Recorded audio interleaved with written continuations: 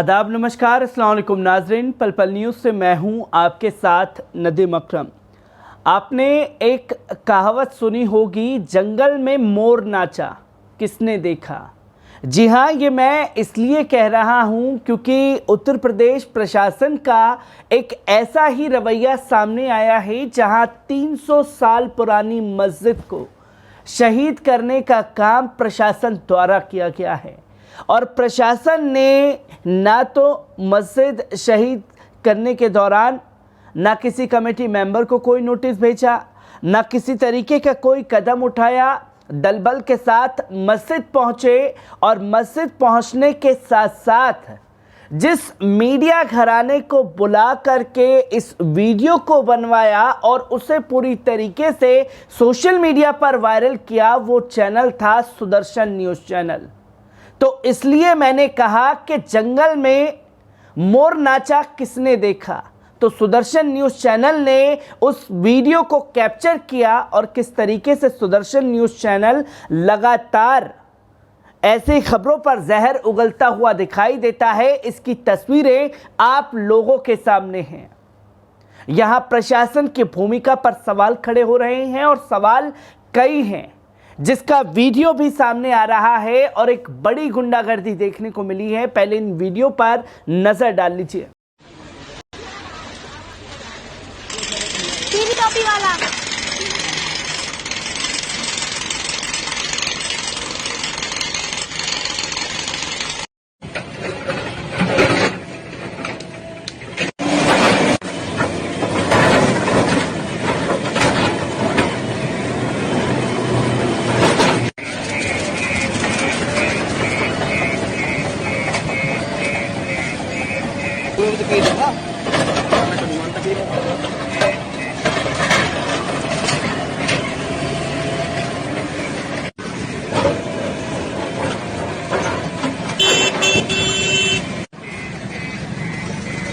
तो दोस्तों, आपने देखा कि पुलिस अधिकारियों के साथ मस्जिद के अंदर घुसते हैं और तुरंत जो है मस्जिद को शहीद करना शुरू कर देते हैं।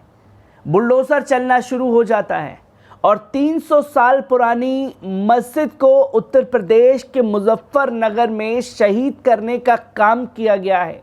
क्योंकि इससे पहले भी 1-1.5 साल पहले ये वाकया सामने आया था, जहां बुलडोज़र प्रक्रिया चलाई गई थी एक मस्जिद को लेकर के। 100 साल पुरानी मस्जिद को भी इसी तरीके से मुजफ्फरनगर में टारगेट किया गया था और अब उसके बाद लगातार फहरिस्त लंबी होती जा रही है। किस तरीके से इस पर प्रशासन का बयान आया है, पूरी रिपोर्ट पर नजर डालते हैं। उत्तर प्रदेश के मुजफ्फरनगर में 300 साल पुरानी मस्जिद पर बुलडोज़र चलाया गया है। नेशनल हाईवे के चौड़ीकरण के लिए ये कार्रवाई की गई है। पानीपत खटीमा नेशनल हाईवे पर चल रहे चौड़ीकरण के काम के बीच ये मस्जिद आ रही थी, जिसके लिए कई बार प्रशासन ने खुद लोगों से इसे हटाने के लिए कहा था, लेकिन चेतावनी पर गौर नहीं किया गया। इसके बाद प्रशासन ने मीडिया चैनल को बुलाया, बुलडोज़र बुलाया और कार्रवाई शुरू कर दी। इसके बाद प्रशासन ने बुलडोज़र से मस्जिद को ज़मींदोज़ करने का काम किया गया। ये मस्जिद शेरनगर गांव में स्थित थी।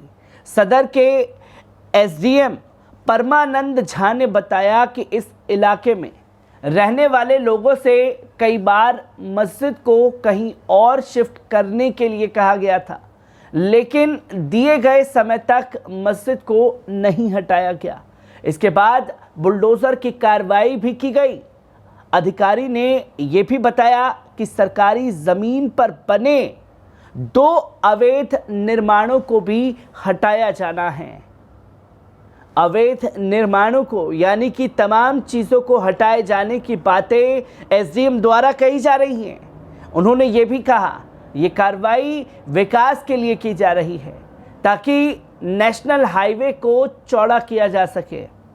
उन्होंने आगे ये भी कहा कि ये 709 ईडी जो पानीपत खटीमा के नाम से जाना जा रहा है, यहाँ हमारी तहसील के 3 गांव हैं। 2 गांवों में हमने पूर्ण रूप से ये अवैध निर्माण हटा दिया, ये शेरनगर ऐसा गांव था जिसमें अतिक्रमण अभी भी है। ग्राम समाज सरकारी भूमि पर ही निर्मित था और लोगों से बार बार कहा भी जा रहा था कि माननीय सर्वोच्च न्यायालय के भी आदेश हैं कि किसी भी प्रकार का अतिक्रमण सर्वोच्च न्यायालय के आदेश के क्रम में ना रहे। हम लोगों को सर्टिफिकेट भी देना पड़ता है कि कहीं अतिक्रमण नहीं, तो उसी क्रम में इसे हटवाया जा रहा है। ये मस्जिद सरकारी ज़मीन के 1020 वर्ग मीटर में बनी थी। अधिकारी ने बताया कि पहले भी मैंने इसे हटाने की व्यवस्था करने के लिए कहा था, लेकिन लोगों ने कोई ठोस कदम नहीं उठाया और कुछ भी नहीं किया। इस कारण आज पर्याप्त पुलिस बल और राजस्व टीम के सहयोग से इसको हटवाया जा रहा है। ये विकास के लिए हो रहा है, तो इसमें सबका सहयोग ज़रूरी है। ये राष्ट्रीय राजमार्ग के चौड़ीकरण के लिए कदम उठाया गया है, जिसके बारे में एसडीएम ने साफ शब्दों में कहा। तो वहीं उन्होंने ये भी कहा कि इस मार्ग पर 2 धार्मिक स्थल और हैं जो बच रहे हैं, वे भी जल्द ही हटाए जाएंगे। हाईवे निर्माण में जो अतिक्रमण है वो तो हटेगा ही, लेकिन अधिग्रहण की गई ज़मीन पर जो निर्माण है और जिनके लिए पैसे दिए जा चुके हैं या देने की प्रक्रिया में हैं, उनको भी हटाना है। वो 2 धार्मिक स्थल कौन से हैं, इसके बारे में एसडीएम साहब जिक्र नहीं करते और ये भी बताते हैं कि उसे हटाया जाना है। जब आप 300 साल पुरानी मस्जिद के लिए बाकायदा न्यूज़ चैनलों को बुला करके वीडियोग्राफी करवा सकते हैं और यह बता सकते हैं कि मस्जिद पर हमने कार्रवाई कर दी, तो उसी दौरान उन धार्मिक स्थलों पर कार्रवाई क्यों नहीं की गई, जो सबसे बड़ा सवाल खड़ा कर देता है, जिसकी तस्वीरें बार बार उत्तर प्रदेश प्रशासन द्वारा सामने आती रहती हैं। और इसके लिए एक ही सवाल लोग पूछ रहे हैं कि आखिरकार ये किस तरीके की सियासत और किस तरीके का विकास हो रहा है, जहां मस्जिद, मज़ारों और मदरसों को टारगेट करने का काम उत्तर प्रदेश प्रशासन के राज में किया जा रहा है। कई सारे सवालों को लेकर के आप लोगों के साथ हाजिर होता रहूँगा। दीजिए इजाज़त, शुक्रिया।